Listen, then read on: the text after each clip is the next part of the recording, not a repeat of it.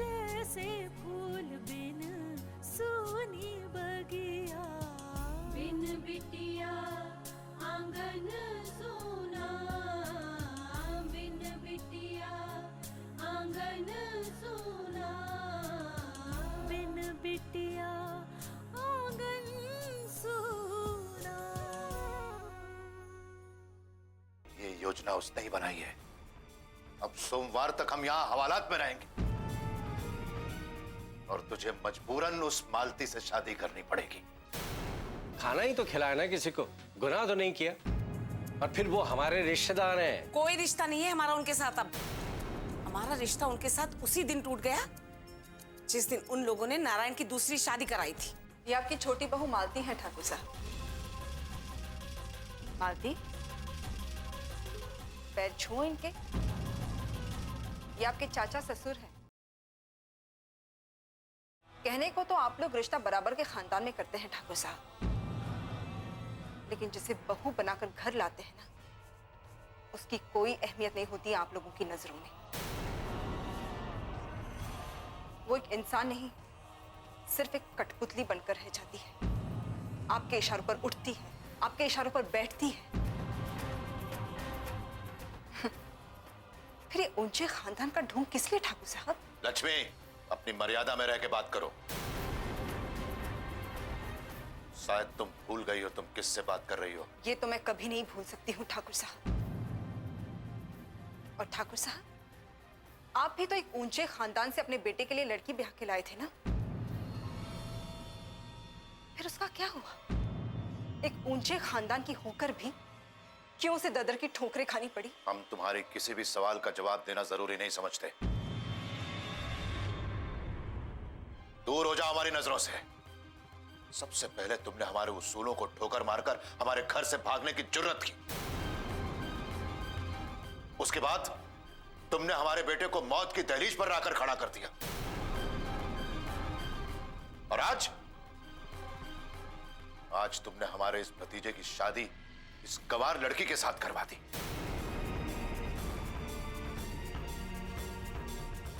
ये तुमने ठीक नहीं किया है लक्ष्मी। इन गलतियों के लिए हम तुम्हें कभी नहीं बख्शेंगे, याद रखना। मैं याद रखूंगी ठाकुर साहब। लेकिन आज ये दोनों अपनी नई जिंदगी की शुरुआत करने जा रहे हैं। इसलिए आप अपना गुस्सा, अपनी जिद छोड़कर इन्हें खुशी खुशी आशीर्वाद दे दीजिए।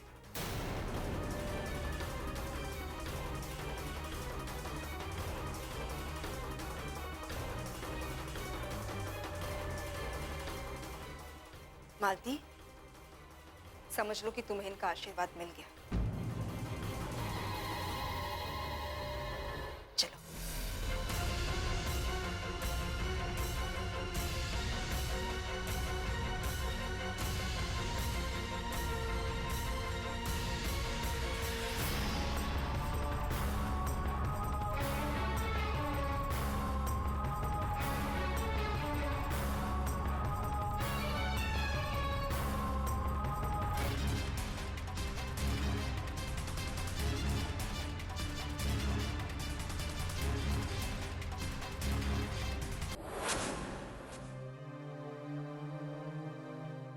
दुर्गम,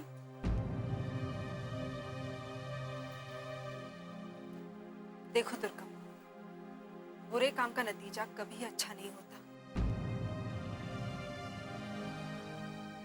इससे पहले कि और बुरा हो, तुम संभल जाओ।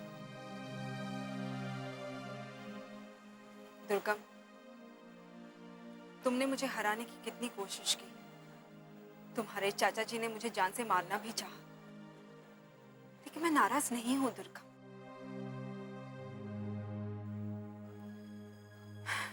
लेकिन हाँ, अब अगर तुम्हें एक संभलने का मौका मिला है और फिर भी तुम अपने बर्ताव में कोई बदलाव नहीं लाती, तो मैं तुम्हें कभी माफ नहीं करूंगी। नहीं भाभी, मैं आपको अब शिकायत का मौका नहीं दूंगा। और वैसे भी मैं अब जान गया हूं कि राह अगर गलत हो तो तो उसकी मंजिल भी गलत ही मिलती है। जिंदगी ने तुम्हें एक सीख दी है दुर्गा, उसे कभी भूलना मत। मैं तुम्हारे चाचा जी के खिलाफ की गई शिकायत वापस ले रही हूँ। कल तुम्हारे चाचा जी जेल से रिहा हो जाएंगे, लेकिन दुर्गम, मैं चाहती हूँ कि उनके रिहा होने से पहले तुम यहाँ से चले जाओ, क्योंकि मैं नहीं चाहती हूँ कि वो फिर से तुम्हें कोई गलत पाठ पढ़ाए और तुम फिर से बुरी राह पर चलना शुरू कर दो। दुर्गम, ये सब मैं तुम्हारी भलाई के लिए कह रही हूँ, इसमें मेरा कोई स्वार्थ नहीं है। आप सही कह रही हैं भाभी। मैं अब यहाँ नहीं रहूंगा। मैं मालती को लेकर मैं अपने गांव चला जाऊंगा। और आपने जो मेरी जिंदगी तबाह होने से बचाई, उसके लिए मैं आपका उपकार कभी नहीं भूलूंगा। Thank you. मुझे तुमसे यही उम्मीद थी दुर्गा। चले?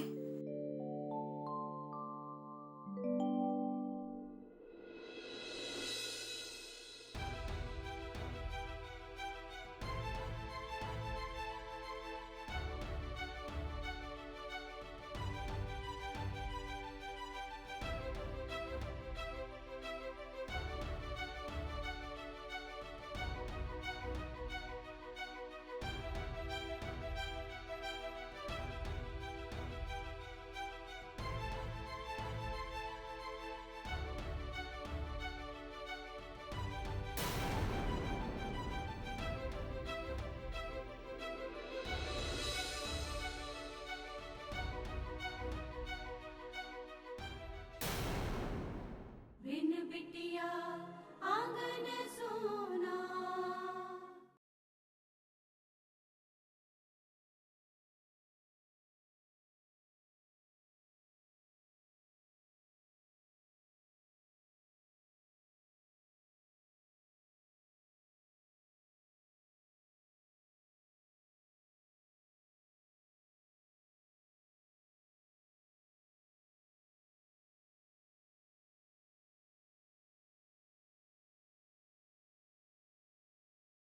बिन बिटिया आंगन सोना।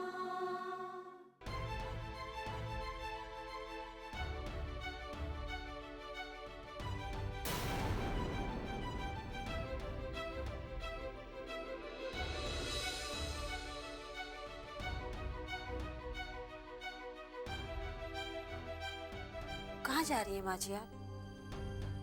वापस जा रही हूँ बहू। पर ऐसे कैसे जा सकती हैं घर छोड़कर आप? बहुत पाप कर लिए, अब प्रायश्चित का समय है। जाने दे बहू मुझे। नहीं माँ जी, मुझे समझ में आ रहा है कि आप उन बातों को लेकर मन ही मन घुट रही हैं, पर इसका मतलब ये तो नहीं कि आप हमें छोड़कर चली जाएं। ये घर आपका है और माँ जी मैंने सब कुछ भुला दिया है, वो सारी पुरानी बातें भुला दिया है। मत जाइए। क्यों मेरा मन बहला रही हो बहू? विशाल सही कहता है कि मेरी गलती माफी के लायक नहीं है और ना ही इसका कोई प्रायश्चित है, इसलिए जा रही हूँ। अपना बाकी का समय मैं अपने प्रभु के चरणों में बिताना चाहती हूँ। नहीं माँ जी, विशाल विशाल जल्दी आइए। विशाल, क्या हुआ? देखिए ना, माँ जी घर छोड़ के जा रही हैं। तो इसमें इतना चिल्लाने वाली कौन सी बात है? इन्हें रोकिए। जाने दो, शायद जिंदगी में पहली बार ये कोई सही काम कर रही है। जाने दो। क्या कह रही विशाल? विशाल विशाल विशाल सही कह रहा है बहू। मेरा जाना ही सबके लिए सही होगा। नहीं माँ जी, मत जाइए, रुक जाइए, हमें छोड़कर मत जाइए। नहीं बहू, मत रोक मुझे, जाने दे।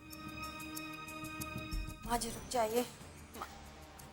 दादी रुक जाइए ना, प्लीज मत जाइए। मैं रोज आपके पैर दबाऊंगी, प्लीज मत जाइए आप।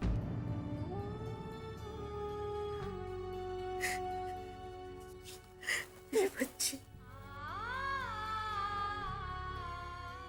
इसकी जरूरत नहीं है बेटा। तो बस अपने मम्मी पापा का ख्याल रखना।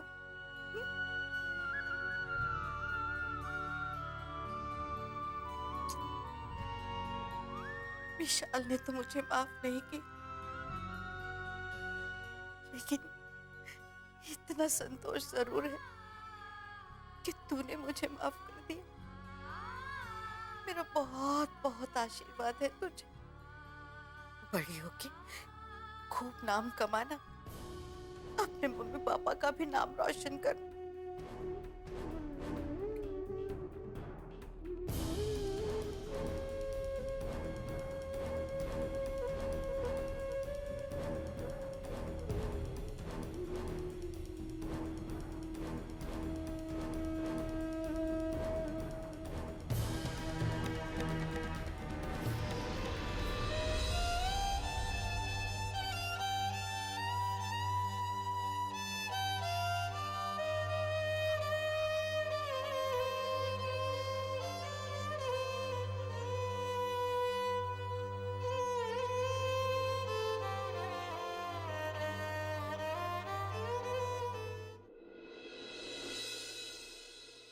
वाकई लक्ष्मी बेटा, दाद देता हूं तुम्हारे हिम्मत की।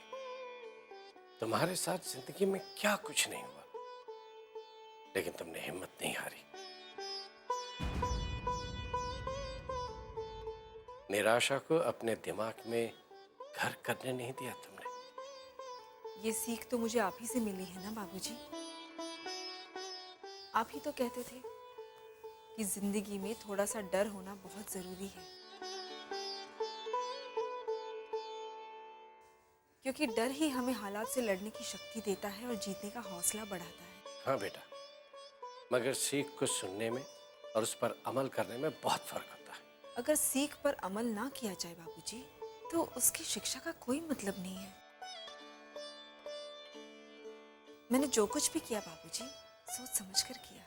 हाँ बेटा, लेकिन अपनी सारी खुशियां दूसरे की झोली में डाल देना कोई आसान बात नहीं है। बिन बिटिया आंगन सोना।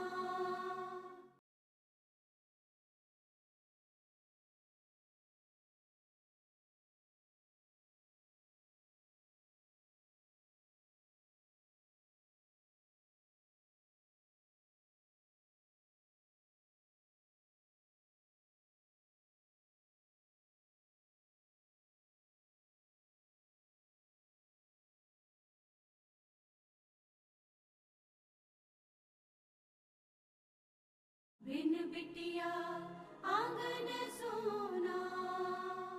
अगर सीख पर अमल ना किया जाए बाबूजी, तो उसकी शिक्षा का कोई मतलब नहीं है।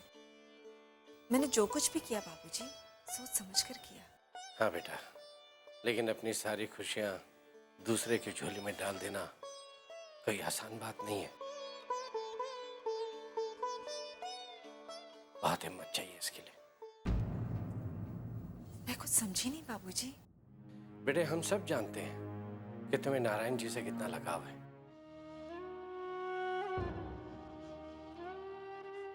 लेकिन फिर भी तुमने हंसते हंसते नारायण जी का हाथ कावेरी के हाथ में सौंप दिया। और ऐसा करना किसी के बस की बात नहीं है। गर्व है मुझे तुम पर बेटे। बाबूजी, अब मेरा उन पर कोई अधिकार नहीं है।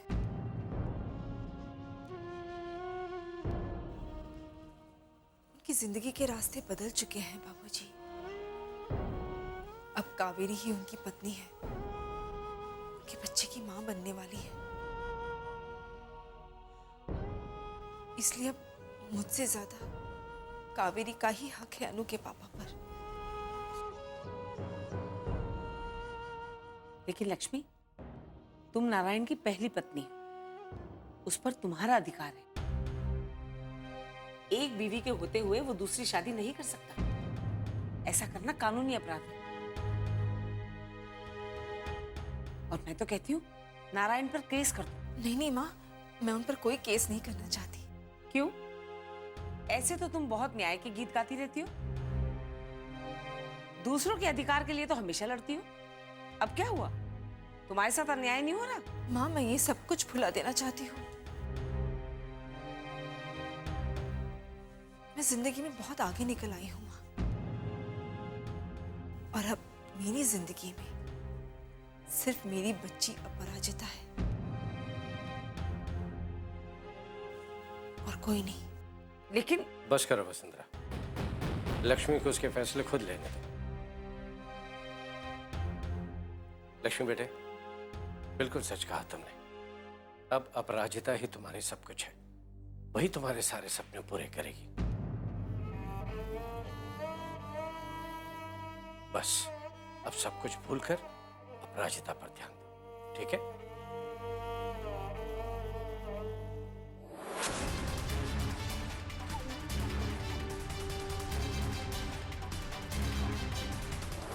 आदि, पैर छू इनके।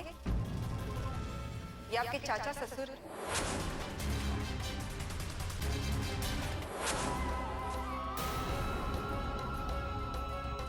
ये आप क्या कर रहे हैं ठाकुर साहब? अब ये आपके लाडले भतीजे दुर्गम सिंह की पत्नी है, और इसे आशीर्वाद ना देकर आप इसका अपमान कर रहे हैं।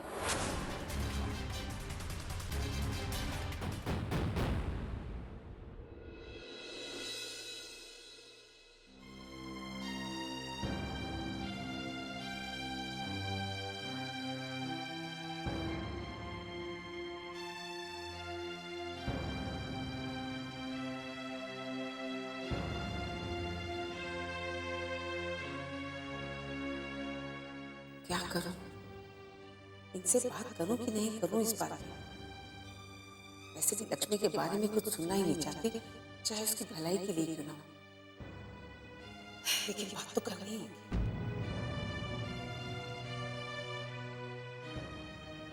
सुनिए, क्यों? आपसे कुछ बात करनी थी। हाँ बोलो। देखिए, इतना सब कुछ हो गया है, अब तो लक्ष्मी ने भी नारायण को हमेशा के लिए छोड़ दिया, लेकिन अब उसका क्या? इसके बारे में कभी सोचा है आपने? क्या मतलब है तुम्हारा? तुम कहना क्या चाहती हो?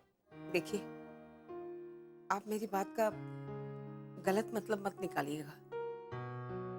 देखिए, लक्ष्मी है तो शादीशुदा, लेकिन शादीशुदा होने के बावजूद कुंवारी की तरह जिंदगी गुजार रही है। उसका अपना घर परिवार नहीं है। क्यों? हम लोग हैं ना, हम उसका परिवार है। और फिर ये घर उसका घर है। मैं आपकी भावनाओं को समझती हूँ ठाकुर साहब, लेकिन भावनाओं के सहारे जिंदगी गुजारी नहीं जाती। लड़कियां एक बहती नदी की तरह होती हैं, जिन्हें किनारे की जरूरत होती है, और शादी ही वो किनारा होती है। मैं समझ नहीं पा रहा हूँ आखिर वसुंधरा, तुम कहना क्या चाहती हो? देखिए ठाकुर साहब, अभी तो ठीक है, मैं हूं, आप हैं, लेकिन हम लोग इस दुनिया में कितने दिन के मेहमान हैं? कल हमें कुछ हो जाएगा तो लक्ष्मी का सहारा कौन बनेगा? अरे अभी उसकी उम्र ही क्या है, पहाड़ जैसी जिंदगी काटनी है उसे। ऐसे में अगर उससे कोई सच्चा साथी मिल जाए तो उसके दुख भी कम हो जाएंगे, और अपराजिता को बाप का प्यार भी नसीब हो जाएगा। मुझे पता है आपको मेरी बात अच्छी नहीं लग रही होगी, लेकिन नहीं नहीं वसुंधरा, तुम्हारा कहना बिल्कुल सही है, लेकिन मैं लक्ष्मी को अच्छी तरह से जानता हूं, वो इस बात के लिए कभी राजी नहीं होगी। उसे राजी करवाना होगा।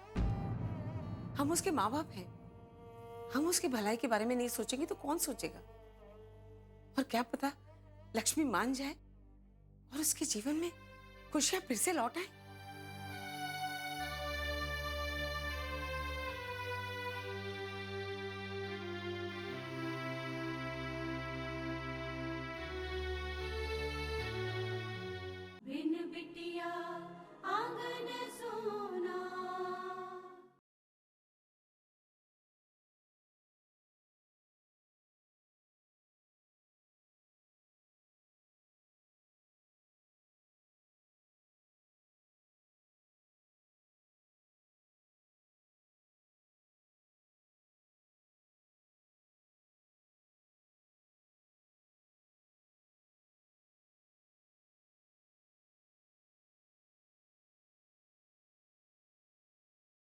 बिन बिटिया आंगन सोना।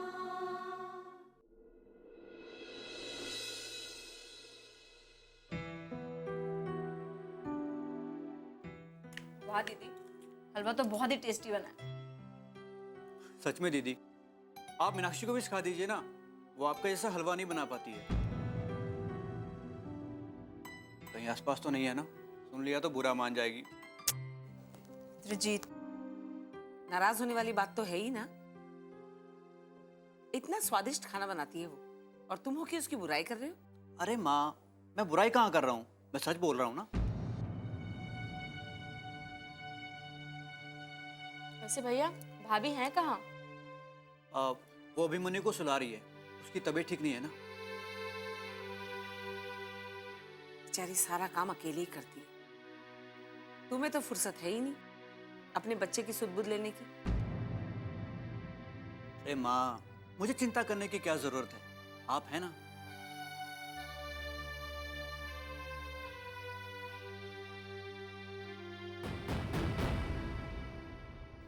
बाबूजी, क्या बात है? आप हलवा नहीं खा रहे?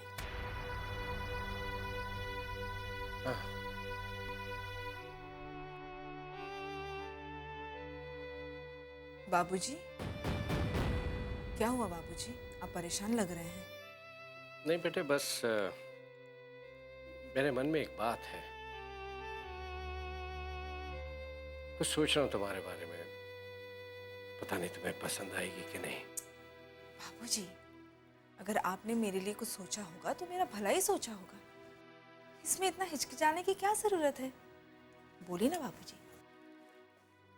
बेटे, अपराजिता अभी छोटी है। तुम्हारी जिंदगी में क्या कुछ हुआ उसे कुछ नहीं पता,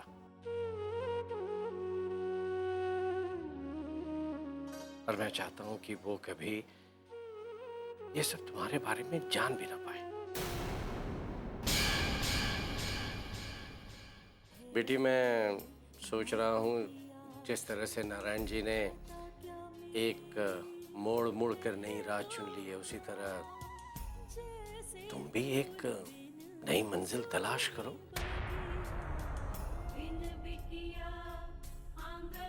दूसरी शादी कर लो। अचानक इस तरह से कहाँ जा रही हो तुम? मुझे नहीं पता बाबूजी कि मैं कहाँ जा रही हूँ, बस बहुत दूर जा रही हूँ।